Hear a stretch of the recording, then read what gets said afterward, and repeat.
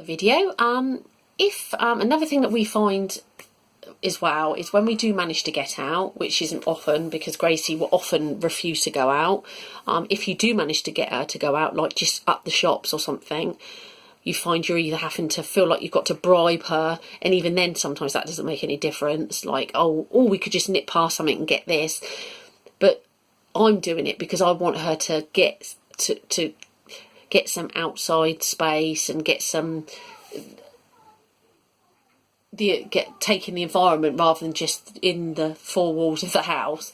So often, I mean, I don't need to really go and get milk. It can wait. I don't have to get bread. I can order it online. But mentally, if you don't ever go out, also you've got to think of yourself, how you're coping. It's very hard because my husband's at work all day. I am quite a social person. I myself have suffered with anxiety over the years. Since I was about 19, I started getting sort of depression and anxiety.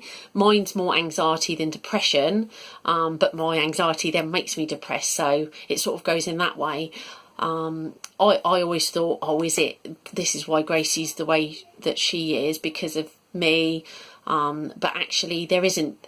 Whilst hereditary links or family history or connections can increase the chances of these different things like cancers and mental health, there's plenty of evidence to say that that equally people that haven't got mental health issues or haven't got cancer in the family can still get these things. So you could worry about it all the time and think, is it because of this, is it because of that? And you will go through that point where you do keep thinking, why has it happened? Why has it happened? But then you just get to the point where you think, well, regardless, it's happened. This is it. This is my life. And you almost go through like a grieving process as well, because I don't know how other people feel, but for me, because she's my only child, we took years trying to conceive to have a child, and it never happened. There was no reason for it. We had all the tests, and then I did fall pregnant naturally. The pregnancy was a nightmare. She was delivered by C-section in the end.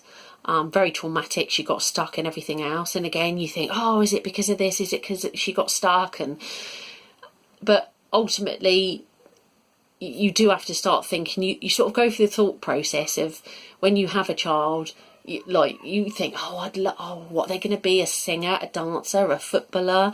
Or, I hope they're happy and healthy, obviously. But you of course, you're going to think you want big things for them. You want them to be the success or almost live the dreams that you may not have followed. But it's so weird how I feel now to how I felt, say, 6 months ago even. If Gracie got to the point where she can dress every day, wear appropriate clothes for the occasion, whether it be a school or something, or it's a sunny day so she goes out in shorts, or it's cold so she goes out with a coat, and she can maybe wash a couple of times a week and function more day-to-day life, that I could die happy. If I thought that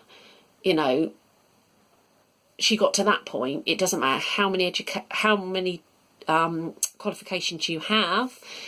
If you can't leave the house, if you can't get dressed, if you can't face people, it doesn't matter how much intelligence you have, it's going to inhibit and affect your whole life and your well-being. So to me, whilst we'd never want to say to our children, actually an education isn't the be-all and end-all, I'm quite lucky. Gracie can read and write. She's very bright.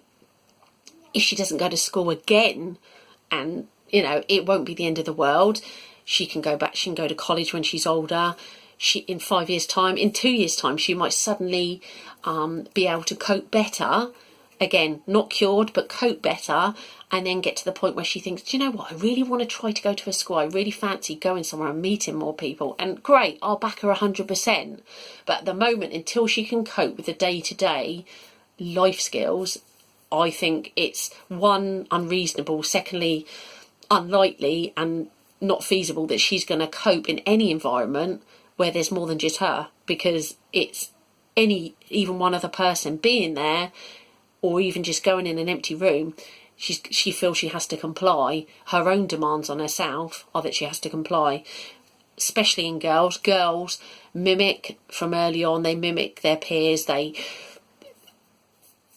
As you grow up, it's always the standard joke that girls are more mature than men, and yeah, to a degree, the stigma has always been that there's more males with autism than females. But actually, now the research is there to say no, it's equal.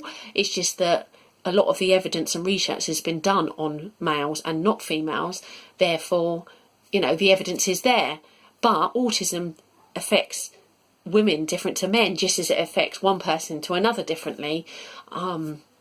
This stigma of eye contact, it came up quite a lot, that Gracie has fleeting eye contact, so she will just look at you, look away, or that she stares almost too much, so she will just stare but actually just not really taking anything in she's seeing. She's just literally gazing or it almost in a focused out, zoned out of it, but just staring vacantly.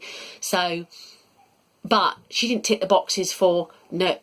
She can look people in the eye, because people will often say, oh, but she looks at you and she talks to you and she's social. But that is the thing that needs to change. It needs to be, the evidence is there, the research is there and the evidence, and more research needs to be done, and more medical and professionals, etc., need to take on the fact, or have it written into manuals and etc., diagnostic manuals, that these preconceptions have almost got to be scrapped, and you've got to go on what you see and how this child presents as an individual, not how they normally present or whatever. I understand when you're doing a diagnosis, they take an average. Say there's children of this age potentially wouldn't act in this way. Therefore, we feel with our evidence that, for example, Gracie follows this a diagnosis for an autism spectrum condition because of these reasons. And yes, they have to take it in that way. But as far as just saying, well, normally children with autism don't do that, that is stereotyping. That is almost, to a degree, it's insulting. It's discrimination. You can't say how one person is to another, just like you can't say how one child with autism is, one child with PDA is.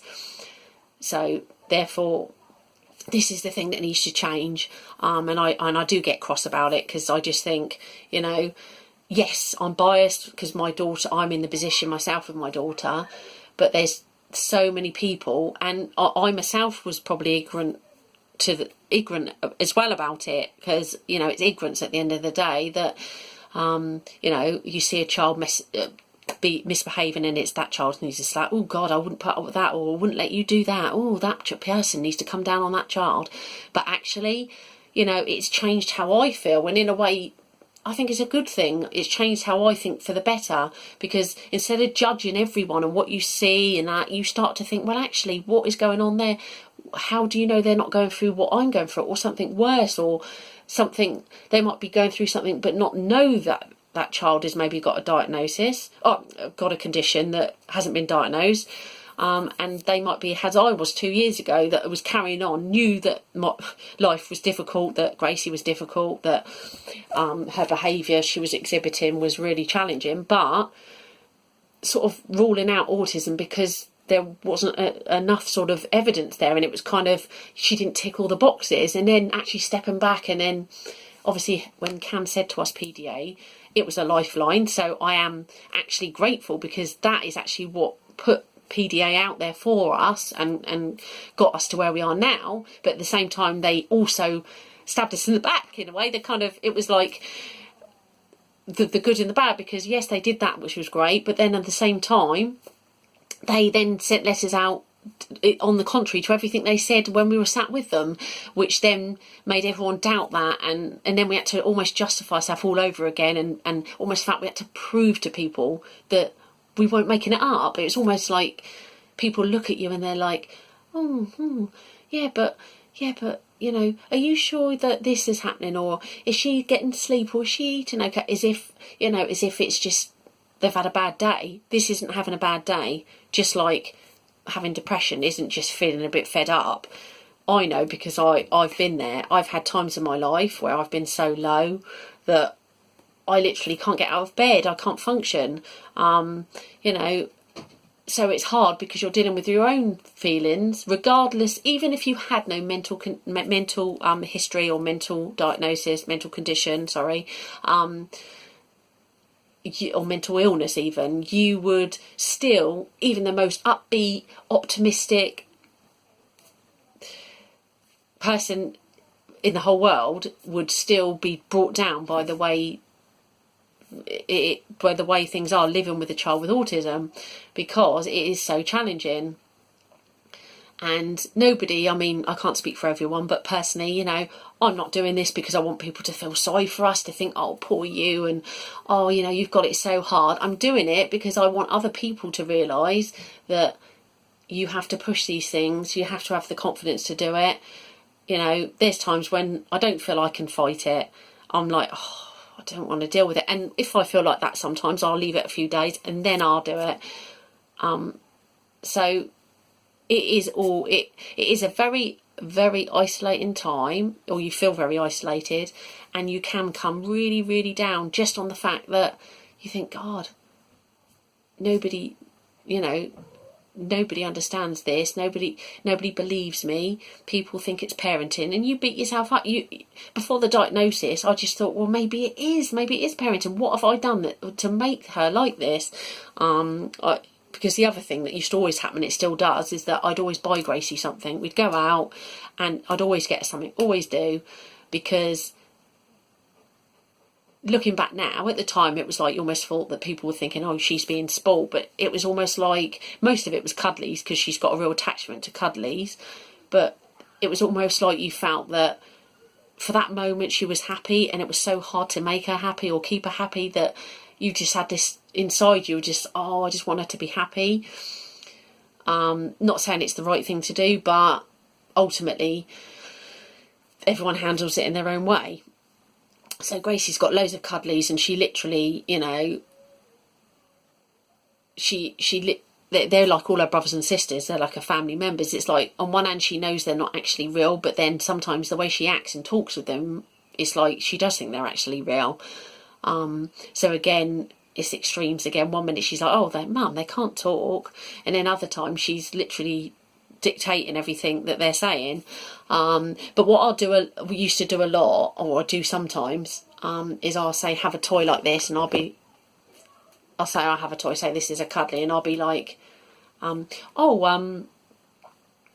you think Gracie's done a really good job of brushing her teeth today? Oh, sorry. Oh, you didn't hear that, Gracie, did you? Sorry, you weren't meant to hear that. And she'll go, yes, I know I've done a good job of brushing my teeth. And I smile to myself, because it's reverse psychology or whatever. Because if I said to Gracie, you've done a really good job today, more often than not, she'd go, I used to say it about pictures she drew, she'd screw them up. The teacher wrote that she was good in class. I had to get the report from her because she almost ripped it in half. So she can't handle compliments. She's got very low self-esteem. She also, it came out that she's a perfectionist. So our own demands on herself are extremely high. She's already got the bar very high before you even start. So she will, rather than try something and fail, she will not do something because she doesn't think, unless she can feel she can do it 100%. And if she can't do it 100%, she'll screw it up or not do it. So as much as you're trying to instill into her this, it's better to try and fail than never to try at all. That's, in theory, that's great, and that's a good moral or good way of thinking. But actually, Gracie would rather not do it due to, one, lack of confidence, but also because she can't, if she doesn't get it right, she can't deal with it because she has to get things right.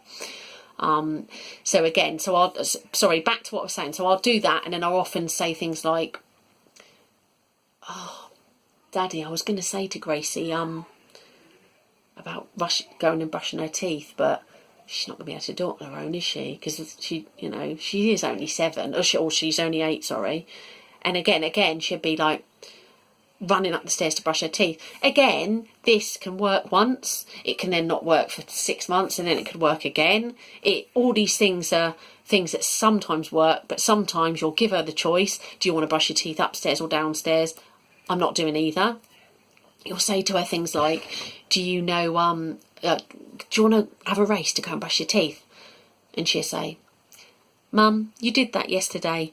I'm not going to fall for that again. I know what you're trying to do, and it's not going to work. That's how clever she is. So you've got to try and be one step ahead the whole time. You've got to either let her have the control, or when it's not possible to give her the control because it's either dangerous or against what you're prepared to accept as something that you'll let her do, or let her have control of, then you need to give her the perception that she's in control. So, or another thing I would do is, if I'll try sometimes. Again, it doesn't always work. Doesn't often work. Is I'll give her two options. One option being the one that I actually want her to really do, and then the other option being less attractive. Because then ultimately, if she does pick the more attractive one, you've got what you need. So I'd say, well, do you want to go out and maybe nip to the shop with Mummy for a bit, or do you want to do a bit of reading? Now, again, doesn't sound great. Some kids might say, yeah, I'll do some reading. But Gracie used to like reading a lot, but